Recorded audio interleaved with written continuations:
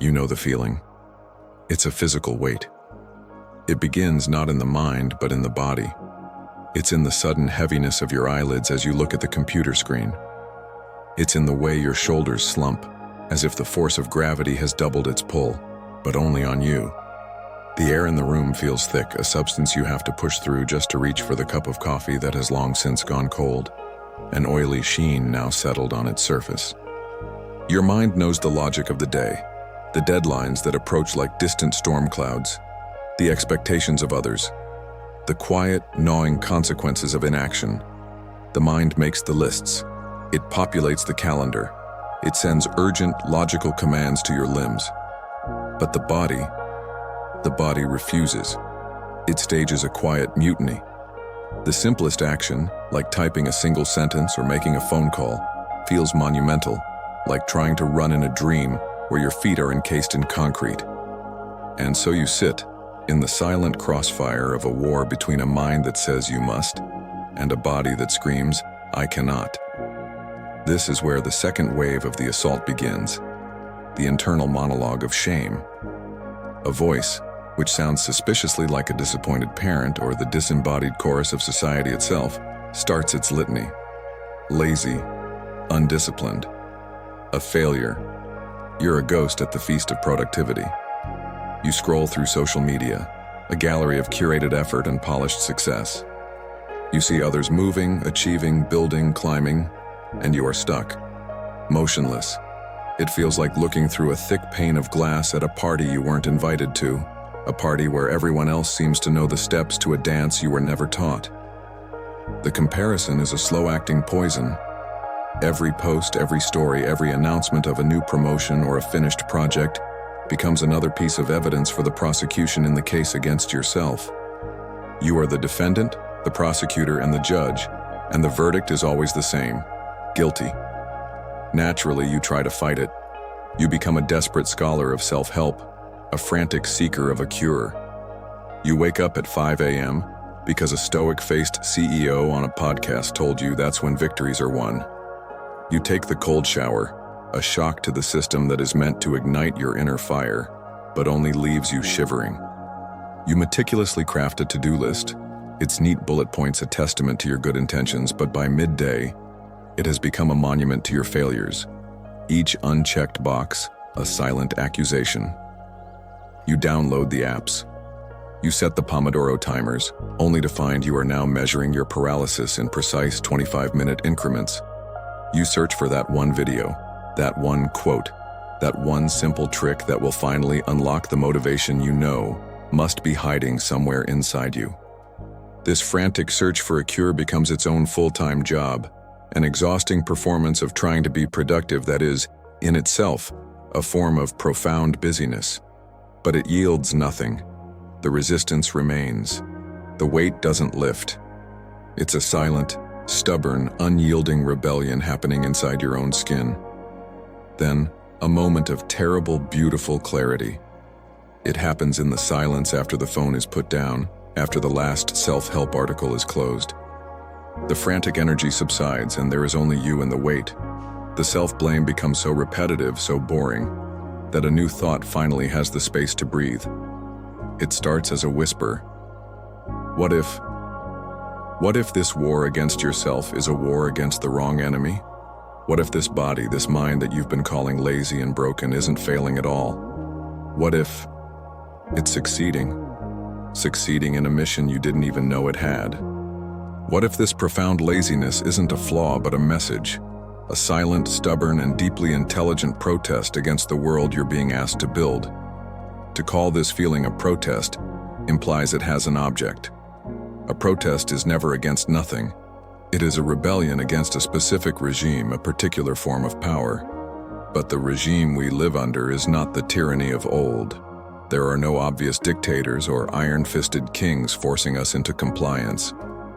Our prison has no visible bars, and its guards are strangely familiar. To understand the nature of our silent protest, we must first diagnose the unique architecture of our modern cage. The South Korean-German philosopher Byung-Chul Han provides one of the most chillingly accurate blueprints of this new world. He argues that we have transitioned from what the 20th century philosopher Michel Foucault called a disciplinary society into something far more insidious, an achievement society. In the disciplinary society, power was external and negative. It was a system of prohibitions of thou shalt not. You were controlled by factories, schools, prisons, and barracks, institutions that disciplined your body and your time. In the achievement society, however, power has become internal and positive. Its mantra is not, you must not, but you can. Yes, we can, is its slogan. On the surface, this appears to be the ultimate form of freedom. You are no longer an object of discipline, but a subject of your own projects. You are an entrepreneur of the self. You can be anything, do anything, achieve anything. But this is a treacherous illusion. When the master is no longer external, you become your own slave driver. The pressure to perform doesn't disappear. It becomes infinite, because it now comes from within. You are in a constant, unwinnable war with yourself to be more productive, more optimized, more connected, more positive. Failure is no longer a political or systemic issue. It is a deeply personal psychological shame. You didn't work hard enough. You weren't smart enough. You didn't want it badly enough. Burnout, not rebellion, is the characteristic pathology of this society. We don't collapse from the weight of external oppression, but from the crushing weight of our own internalized ambition. And in this context, what is laziness? Laziness is the system's emergency brake. It is the body's biological veto against the endless cancerous tyranny of you can. It is the moment your organism, wiser than your conscious mind, recognizes that the pursuit of infinite achievement is a direct path to self-destruction. The profound fatigue and inability to act is not a sign that you are broken. It is a sign that you are, perhaps, the only part of the system still functioning correctly, by refusing to participate in its madness. But this is only half of the diagnosis. If the pressure to perform is the how of our sickness, we must also examine the what. What is the actual substance of this work we are relentlessly driving ourselves to do? This is where the late anthropologist David Graeber offers the second key to our puzzle with his concept of bullshit jobs. Graeber argued through extensive research that a huge percentage of the modern workforce, perhaps as much as 40 or 50%, is engaged in jobs that they themselves secretly believe to be pointless, unnecessary, or even pernicious.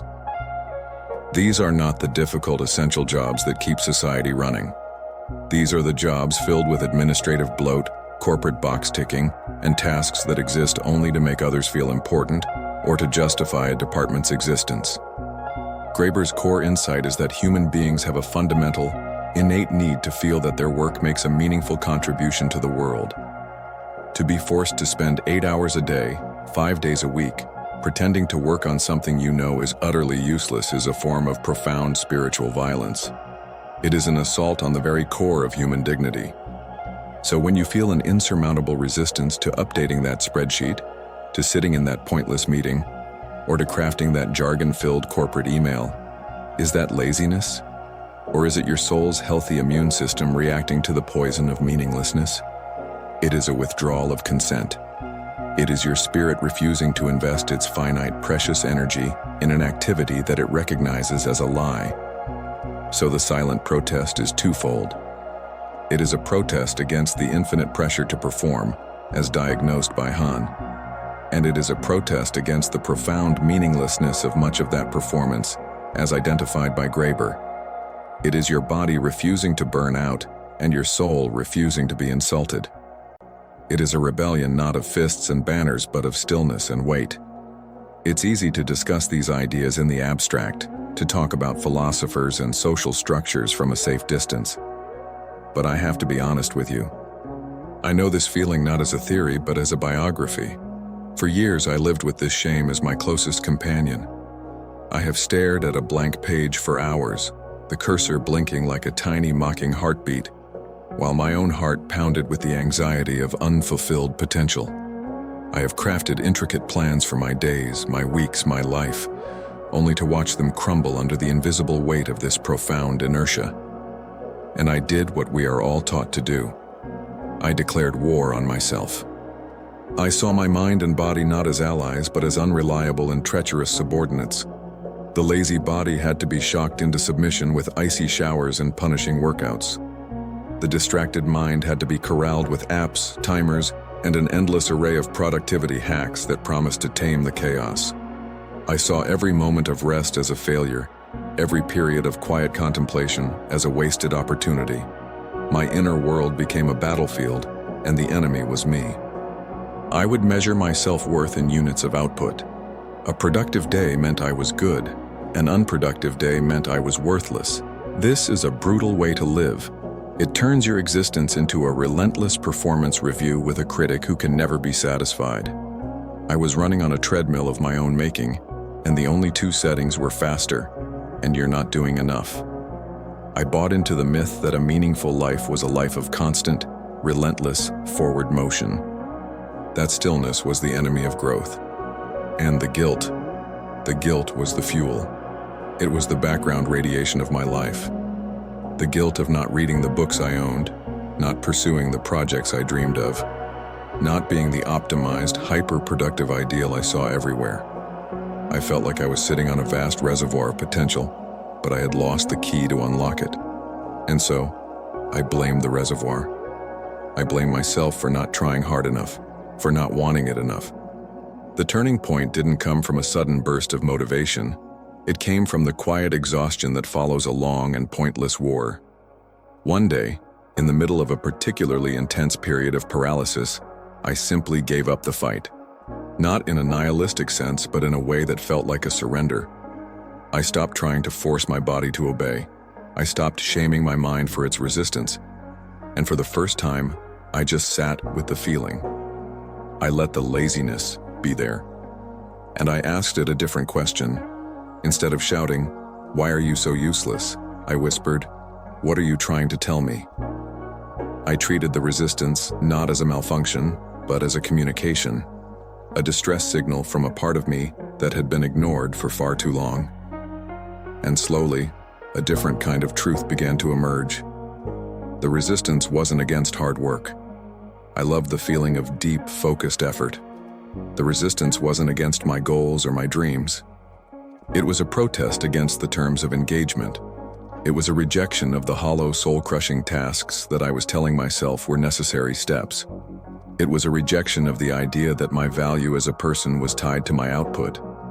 It was a profound biological scream for meaning, for authenticity, for a life that felt less like a performance and more like a prayer. That laziness wasn't my enemy. It was the most honest part of me. The part that had refused to be sedated by the promises of a sick culture. It was the loyal guardian of my own soul, creating a wall of paralysis to stop me from walking further down a path that was leading to a dead end. To understand that your laziness is a protest is a moment of profound liberation. It lifts the burden of personal shame and reframes the struggle. But understanding alone is not enough. A protest that has no direction can curdle into cynicism. A rebellion without a cause can become simple despair. To remain in a state of permanent passive resistance is to allow the sickness of the world to win by turning you into a ghost. The true task, then, is to learn how to transform this silent, passive protest into a conscious, active, and life-altering practice. This is not about returning to the old model of productivity. It is about discovering a new model of purpose. It begins not with a grand gesture, but with a change in orientation toward the feeling itself. The first path is this: become an interrogator of your own resistance. For your entire life, you have met the feeling of laziness with a single, blunt instrument: judgment. Now you must learn to meet it with a scalpel: curiosity. The next time the weight of inaction descends, you must refuse the temptation to label it. Instead, you must become a detective of your own inner state. You must ask a series of precise forensic questions. What is the specific task I am resisting right now? Not the general feeling of being overwhelmed, but the very next thing on the list. Then, ask why. Does this task serve my own deepest values, or does it serve the values of a system I have come to despise?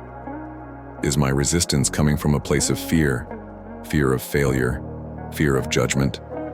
Or is it coming from a place of wisdom, a deep, intuitive knowledge that this activity is a waste of my soul? Finally, you must ask, is my body exhausted, or is my spirit bored? The two feel similar, but their remedies are worlds apart. This process of interrogation is, in itself, a deeply productive act. It transforms the vague, shameful fog of laziness into a stream of useful data. It is the beginning of self-respect. The second path is to master the art of intentional inaction. Our culture fears stillness. It abhors a vacuum. Every moment of silence must be filled with a podcast. Every moment of waiting filled with a social media feed. We have been taught that doing nothing is the ultimate sin. And so, when we feel lazy, we often engage in a frantic, escapist form of inaction. We binge watch a show we don't care about. We scroll endlessly through the lives of strangers. This is not restorative. It is merely a different kind of anesthetic. True, intentional inaction is a skill. It is the conscious decision to create a space of genuine emptiness. It is the act of sitting in a chair and doing nothing but observing the room. It is walking without headphones, without a destination. It is the bravery to be alone with your own thoughts without a screen to mediate them. This is not laziness, this is a pilgrimage. It is in this chosen vacuum that the background noise of the world's demands finally fades, and the quiet signal of your own intuition can be heard. This sacred idleness is where you find the answers to the questions you asked in the first practice. It is the laboratory of the soul. The final path is to discover the gravity of a meaningful task. After interrogating your resistance and finding clarity and stillness, you must re-engage with the world, but on your own terms. The old model of productivity is a push model. You use willpower to push yourself through a list of chores. The new model is a pull model. The goal is to find a task, however small, that has its own gravitational force. A task that pulls you toward it, not with the anxiety of a deadline, but with the allure of genuine interest. This gravity task will likely not be the most urgent thing on your list. It may be reading a single page of a book that fascinates you. It may be practicing one chord on a guitar. It may be writing one honest sentence in a journal. It may be organizing one small drawer in your home. These actions are not a means to an end. They are the end. They are small acts of authentic engagement with the world. They remind your nervous system what non-coerced, purposeful effort feels like. And they create a new center of gravity for your life. The more you anchor your day in these small, meaningful tasks, the more repulsive the bullshit tasks will become, making your protest clearer and more justified. This is not a three-step formula to a perfectly productive life. It is a lifelong practice. A practice of listening instead of shouting. A practice of diagnosing instead of judging. A practice of withdrawing with purpose and engaging with meaning. It is the art of turning your protest from a prison into a compass. We have traveled a long way from that quiet moment of paralysis. We have journeyed from the shores of personal shame, through the intellectual landscapes of philosophy and social critique, and arrived at a new understanding. We stand now at a crossroads, faced with a fundamental choice. It is the choice of how you will narrate the story of your own resistance from this day forward. One path leads back to the familiar, well-trodden road of self-blame. It is a path paved with guilt and lined with the endless promises of self-improvement. It is the path the world encourages you to take, because a society built on the engine of endless growth and consumption has a vested interest in your self-doubt. It is the most brilliant and subtle mechanism of control ever devised. If you can be convinced that the problem is you, that your exhaustion, your apathy, your lack of motivation are personal failings, then you will spend all of your precious energy trying to fix yourself. You will buy the books, attend the seminars, download the apps, and run tirelessly on the hamster wheel of self-optimization. You will be far too busy fighting a war against yourself to ever question the sanity of the battlefield. Your laziness is pathologized because it is a threat. It is a quiet, spreading crack in the polished surface of the system. It is an anomaly that reveals the machine is not perfect. It is a human truth that exposes a systemic lie. The other path is the one we have explored today. It is the path of listening, the path of curiosity. It is the understanding that the quiet, heavy wisdom of your own body might be more trustworthy than the loud, frantic demands of the world. It is the courage to believe that your resistance is not a weakness to be eradicated, but a form of integrity to be honored.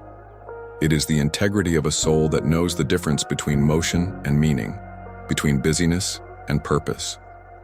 So the next time you feel that heavy blanket descend, the next time the world shouts, "Be more, do more, earn more," and your body simply stubbornly whispers, "No," you will understand. You are not broken. You are not a failure. You are a protester. Your fatigue is your picket sign. Your inaction is your slogan. In a world that profits from your compliance and your burnout, choosing to honor your own exhaustion is not an act of surrender.